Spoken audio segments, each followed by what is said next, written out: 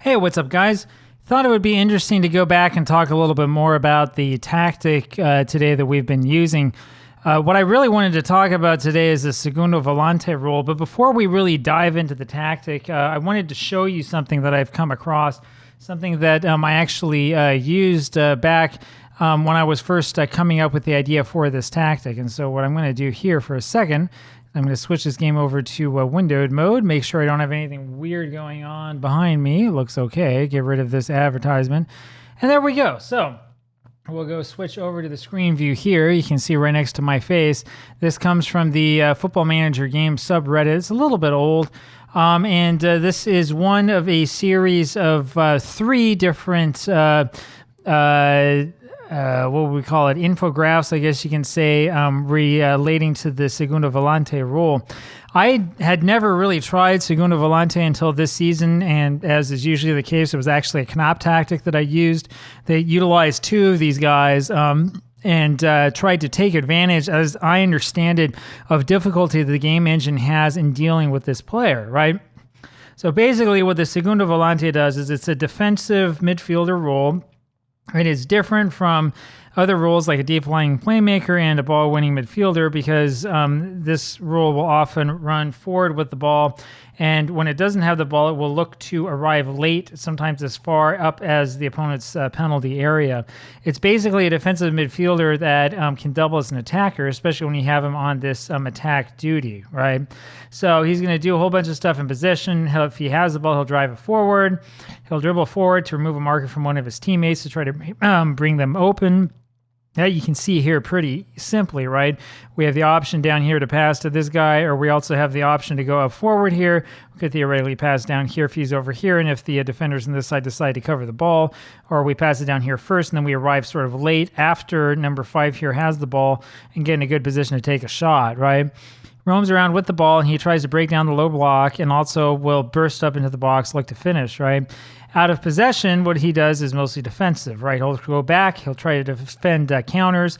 He can help create overloads. He can basically do all of these sort of good things that you want to have happen from a defensive midfielder. You know, try to stop the opponents from sort of circling the ball around back and forth, try to get himself into positions to intercept passes, on and on, right? So pretty cool position, pretty cool kind of guy to play with.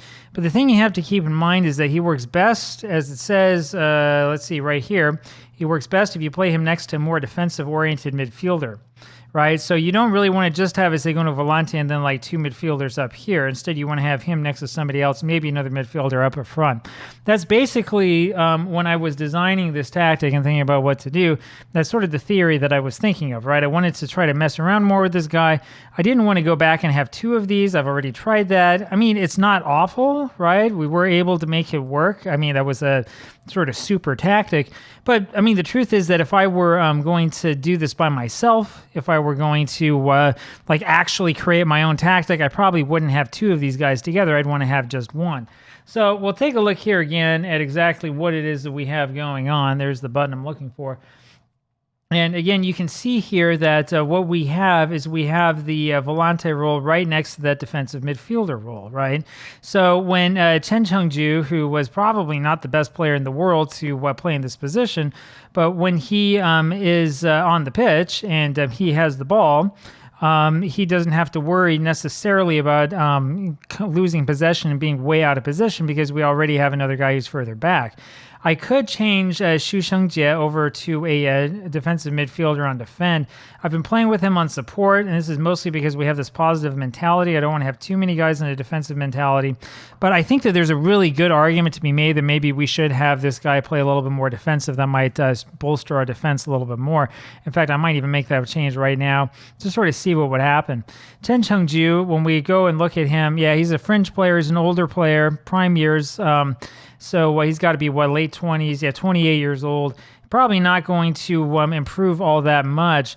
And his best role is actually as a center back. As a defensive midfielder, it is defensive midfielder, not the Segundo Volante. And so this is one of these cases where, like, I mean, he's probably not the best guy to fit this role. We would be very, very well advised to get a different player who actually is a defensive midfielder who can play in this role instead of continuing to use center backs playing in it. But it's okay. We'll use this guy as long as we have him. He's already scored a goal for us, right? 1 goal in 4 appearances. The reason why he's scoring, again, just as I told you, is because he is able to act as sort of the 4th attacker by getting up into these positions. And he doesn't just get up there, he gets up there a little bit later than expected, which can put a lot of unexpected pressure on the defense. That can also help when we're trying to get Wenshao to get open for one of those shots from inside the box. If the defenders have to worry about another guy coming up over here into this penalty area or over here right behind Silla, that's going to create problems, especially since we have both Yan Yiming and Menegong who like to go up and down here on the side, especially, of course, Menegong, who naturally will play as, I guess he's naturally a winger. Yan Yiming, I think, really wants to play. Now, he really wants to play further back. That's part of the problem I think we've been having. So you can see, though, how this Segundo Volante role works best, right? It's nice to have this extra guy who comes up who can surprise the defense, but you do need to make sure that you have somebody else who's playing a little bit further back. And he works very, very well when you have this partnership between him and the defensive midfielder. Now, it wasn't on Reddit. It was on somewhere else, probably on the official Sports Interactive forum, someplace like this, that I saw the recommendation to pair the Segundo Volante with a defensive midfielder. You don't have to do that, but you want to make sure if you have him paired with anybody that you have him paired with someone who can stay a little bit further back. You don't necessarily want, like I said, to have one of these guys and then have 2 midfielders up here. You can do it, right? But you're going to have some problems because you're going to leave your back wide open and leave yourself really far open for counterattacks. Anyway, a little bit to think about, right? There are positive and negative aspects of everything it is that we do in this game. And in this case, personally, I think that the positives of playing with the Segundo Volante outweigh the negatives, but there are things you can do, like having this guy play a little bit further back, that will sort of outweigh the problems and can make it so it's a little bit easier to to stomach having this defensive midfielder who loves to play forward and loves to run forward. There you have it. That's it for me. I will talk with you again tomorrow. Bye-bye.